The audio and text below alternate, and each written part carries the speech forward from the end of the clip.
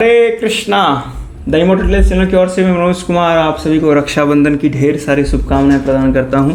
देखिए, भारत जो कि सांस्कृतिक धरोहर की एक भूमि है और भारत जिस सांस्कृतिक धरोहर की भूमि से जहाँ पे हम संबंध रखते हैं उस भूमि पर अनेक त्यौहार मनाए जाते हैं और ये विविधताओं में से एकता का उसमें से एक पर्व रक्षाबंधन का पर्व, जिसमें सभी भाई बहन हर्षोल्लास के साथ इस पर्व को मनाते हैं। खास करके बहनें इस अवसर पर अपने भाई के कलाई पर एक रक्षा सूत्र बांधती है और रक्षा सूत्र बांधकर उनके मंगल कामना के लिए, अच्छे स्वास्थ्य के लिए भगवान से प्रार्थना करती है।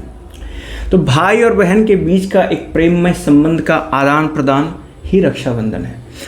जब भाई अगर छोटा हो और बहन अगर बड़ी हो तो उस संदर्भ में भाई जो है अपनी बहन में माँ का दर्शन करता है, और अगर बहन छोटी हो भाई बड़ा हो तो वो बहन जो है अपने उस भाई में पिता का दर्शन करती है। तो देखिए, हमारे सनातन संस्कृति के इस त्यौहार का की जो जड़ें हैं वो हमारे वैदिक काल से जुड़ी आ रही हैं। इस संदर्भ में हम कुछ दृष्टांत लेंगे अपने शास्त्रों से। पहला दृष्टांत हमारे भविष्य पुराण से आता है कि किस प्रकार से बलि एक बार उसने स्वर्ग पर आक्रमण किया और स्वर्ग पे राजा इंद्र जो थे उनको राज्य खाली करना पड़ा। तो इंद्र की जो पत्नी थी सची, तो सची जो है वो भगवान विष्णु की आराधना करती हैं और विष्णु उनसे प्रसन्न हो जाते हैं और सची क्या करती हैं कि भगवान विष्णु से एक रक्षा सूत्र प्राप्त करती हैं और वो रक्षा सूत्र जो है इंद्र को युद्ध में जाने के पहले उनकी कलाई पर बांधती हैं, जिसके कारण इंद्र उस युद्ध में विजयी होते हैं। तो सबसे पहली राखी अगर किसी ने बांधी थी तो वो एक पत्नी ने अपने पति के कलाई पर उसके रक्षा के लिए बांधी थी। राइट, आपको सुन के थोड़ा आश्चर्य लग रहा होगा। तो फिर हम इस पे आगे आते हैं।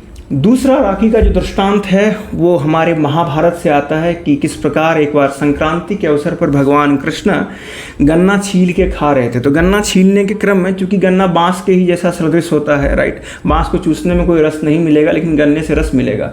तो गन्ने को छीलने के क्रम में भगवान की जो उंगली थी वो थोड़ी कट जाती है और भगवान एक ऐसी दिव्य लीला करते हैं कि उससे रक्त का प्रवाह होता है। हालांकि भगवान का शरीर सच्चिदानंद विग्रह से बना है, उसमें रक्त का लेस मात्र भी नहीं है। तभी सारी रानियां वहां से दौड़ती हैं, भागती हैं कि अरे कोई कपड़ा लाओ, कोई दवाई लाओ, कुछ वस्त्र लाओ, भगवान का हाथ उंगली कट गया। लेकिन तभी द्रौपदी जो कि कृष्णा के नाम से जानी जाती हैं वहीं पे बगल में खड़ी थी। उसने आव ना देखा ना ताव अपनी साड़ी का पल्लू फाड़ी और भगवान के उस जहाँ से रक्त निकल रहा था उस जगह पे उस साड़ी के चीथड़े को, उस कपड़े को, टुकड़े को बांधती है। तो भगवान कृष्ण जो है द्रौपदी को एक वर देते हैं कि अक्षयम भव, कि द्रौपदी आपने जो मुझे वस्त्र दिया आपकी रक्षा हो और ये वस्त्र जो है अक्षय हो जाए। तो हम सभी जानते हैं किस प्रकार से द्रौपदी को कुरु के सभा में निर्वस्त्र करने का प्रयास किया गया, लेकिन किस प्रकार से कृष्णा साड़ी भंडार से अनलिमिटेड साड़ी आ रही थी कि दुशासन मुंह के बल गिर गया कि ये साड़ी है या नारी है, नारी है या साड़ी, उस बात को पता नहीं लगा पाया। उसी प्रकार से देखते हैं कि श्रीमद् भागवतम में इस राखी का भी वर्णन आता है कि इस प्रकार से बलि महाराज को जब उन्होंने सुतल लोक पे जब वो आ गए तो भगवान उनको वर देते हैं कि बलि मैं आपका द्वारपाल बनूंगा, और भगवान जो है अपने धाम वैकुंठ को छोड़ करके बलि महाराज के सुतल लोक में द्वारपाल बन गए।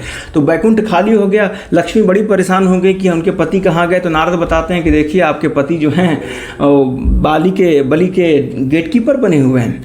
तो कहते हैं कि कैसे छुड़ा के लाएं भगवान को। तभी नारद मुनि उनको बताते हैं कि आज रक्षाबंधन है, आप जाइए और बलि महाराज को भाई बनाइए, उनको रक्षा सूत्र बांधिए, बलि महाराज आपको बदले में कुछ गिफ्ट देंगे, जैसा होता है, राइट। तो लक्ष्मी आती हैं और बलि महाराज को रक्षा सूत्र बांधती हैं और बलि महाराज बड़े प्रसन्न होते हैं, कहते हैं कि बोलो बहन क्या चाहिए। तो कहते हैं कि बदले में आप मुझे अपना जीजा जी दे दीजिए, राइट। तब भगवान जो है वहाँ से सुतल लोक से मुक्त किया जाता है, लेकिन फिर भी भगवान जाते समय बलि को वचन देते हैं कि बलि मैं भले ही तुम यहाँ से जा रहा हूँ लेकिन 4 महीने हर वर्ष मैं तुम्हारे सुतल लोक में आऊँगा, और चातुर्मास के समय यानी कि जो अभी समय चल रहा है इस चातुर्मास में भगवान जो है सुतल लोक में ही रहते हैं। तो इस प्रकार से देखिए, एक बार और महाभारत के प्रक्रम में एक माँ ने अपने पुत्र को रक्षाबंधन के समय राखी बांधी, राइट। कुंती जो कि अभिमन्यु की दादी थी, मातृत्व ही संबंध है, उन्होंने भी अभिमन्यु की रक्षा के लिए रक्षा सूत्र बांधा था।